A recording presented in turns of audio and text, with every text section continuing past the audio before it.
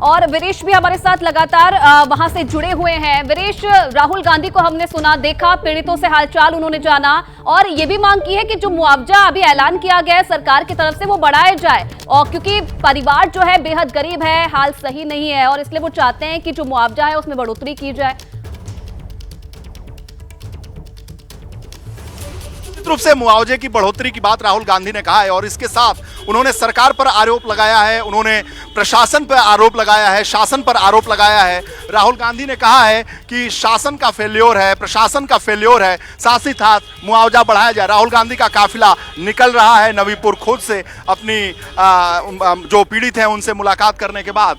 राहुल गांधी ने मुलाकात की, उन्होंने कहा कि मैं पर्सनल मिला हूं, परिजनों से मेरी मुलाकात हुई है और ऐसे में राहुल गांधी और कांग्रेस के नेता एक एक करके यहां से निकल रहे हैं। हमारी कोशिश ये होगी कि जिन परिजनों से उन्होंने मुलाकात की है उनसे हम बात करें। इमरान मसूद भी यहां दिख रहे हैं और कोशिश है कि इमरान मसूद से बात हो। बहुत सारे, देखिए सबसे बड़ा इशू ये है कि जो पीड़ित हैं, हमने पहले दिन भी ये बात कही थी कि ये जांच के विषय हैं, जांच आप करते रहिए, लेकिन अभी जो सबसे बड़ा विषय है वो ये है इन लोगों के जख्मों पर मरहम लगे और बहुत गरीब लोग हैं, इनको मुआवजा मिलना चाहिए।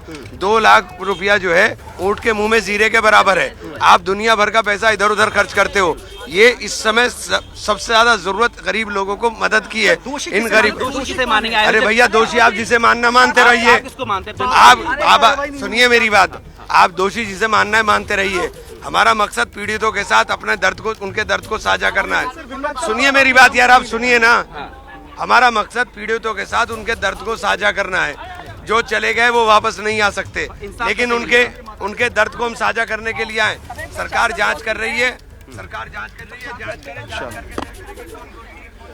जिन लोगों से इमरान मसूद हों या कांग्रेस पार्टी, ये कोई भी बाबा पर बोलने को तैयार नहीं है और जिन परिजनों से मुलाकात हुई है उनसे हम बात करने की कोशिश करेंगे कि आखिर जी मैडम क्या बोला उन्होंने। इधर आ जाइए, मेरा गला दुख रहा है, मैं नहीं बोल पा रही भैया। फिर भी मैडम क्या बोला, फिर भी क्या बोला जी। आम इंसान की इतनी कम की डिमांड रखी थी राहुल, बोलिए तो। अब आज ये बोलेंगे, बोल लो भैया, भैया से पूछ लो मेरे से, मेरे पर क्यों भैया क्या हुआ, क्या बोला राहुल ने। कुछ नहीं बोला, कहीं सेवा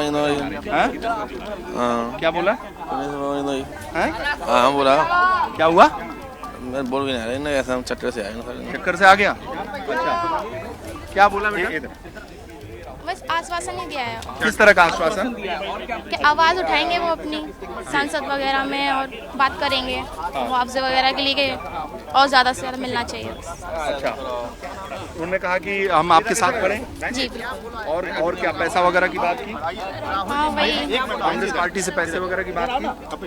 नहीं वैसा नहीं, उन्होंने कहा जितनी मदद कर सकते हैं हम मदद करेंगे। अच्छा, जितनी मदद करना चाहते हैं उतनी मदद करेंगे। तो आप लोगों ने क्या कहा राहुल से। सर हमने तो यही बोला है, अब क्या बोल सकते हैं हम, हमारी तो नानी चली गई हैं, अब और लोगों के कितने परिवार के लोग गए हैं, तो उन लोगों की मदद मिलनी चाहिए। चल ठीक है, चलिए। और भी बहुत सारे यहाँ पीड़ितों के परिवार हैं, उनसे बात करते हैं। ठीक है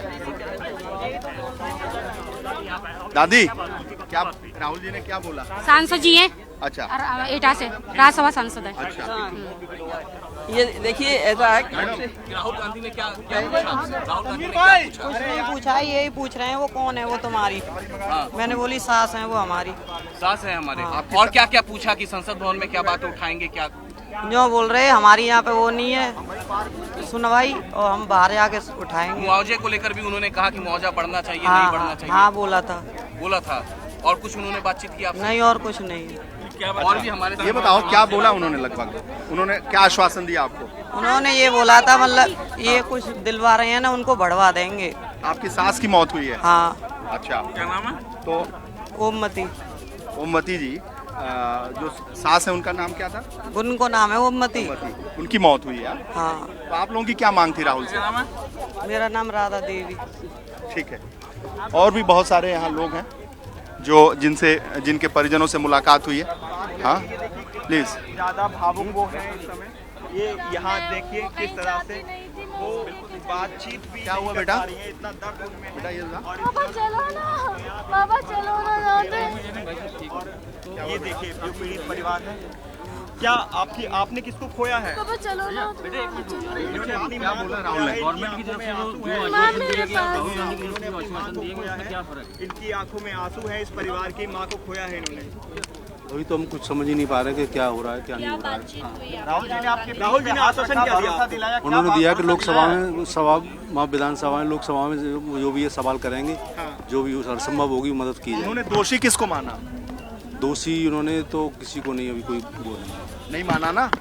बाबा को दोषी नहीं, उन्होंने तो उनके बारे में पूछा और तो उन्होंने ये नहीं कहा कि कौन दोषी। क्या बताया बाबा के बारे में? जो भी था बता दिया बेटी ने। वही बाबा पर आप विश्वास करते हैं?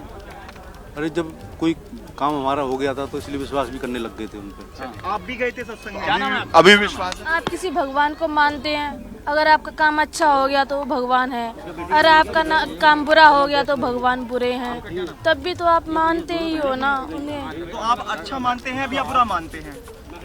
अब तो कुछ भी नहीं कह सकते। अब अब मैं क्या है इस हादसे के बाद क्या मैं कहना कुछ है? नहीं कह क्योंकि सकती। बाबा आप उनको भगवान मानते थे?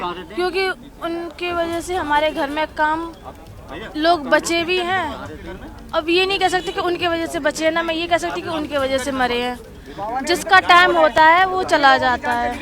आप बाबा को दोषी मानती हैं? मैं खुद को दोषी मानती हूँ। क्यों ऐसा? अपने ऊपर क्यों आप क्योंकि मैं उसे लेके गई, अपनी बहन को? हाँ लेके गई। मैं कभी जाती नहीं हूँ अकेले, अकेले मैं जाती नहीं हूँ, मैं अकेले लेके गई उसको। आपको लगता है कि क्या उम्र थी आपकी बहन की? ये देखिए मुँह में घुसाए जा रहे हैं, बता रही हूँ तब भी घुसा रहे हैं, देख नहीं रहे ये लोग। इन लोगों को सिर्फ न्यूज बनाने से मतलब है। और देखिए किस तरह से वो अपना दुख बयां उन्होंने किया यहाँ पर साफ तौर पे। क्या भैया? इतना mentally चलिए, परेशान हो ठीक गए है। हैं और मेंटली इतना ज्यादा अपना यहाँ पर बहुत ही लोग जो हैं वो अलग अलग ऐसी स्थिति है कि वो बोल सके। भैया ओके ठीक है।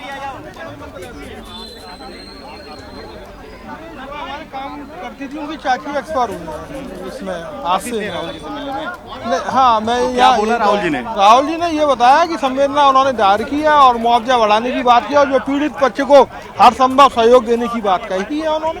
वो आरोप प्रत्यारोप भी लगाया कि किसका दोष है? ऐसा है, शासन ने काम किया, प्रशासन ने कुछ नहीं है, आरोप प्रत्यारोप नहीं है, परंतु ये है कि उन्होंने घटना पर काफी दुख व्यक्त किया कि भाई ऐसी घटना पुनरावृत्ति नहीं हो और प्रशासन की लापरवाही और जो है इंतजाम ना होना और लोग धड़ाधड़ मरते हुए। बाबा को दोष नहीं दे रहे हैं आप लोग?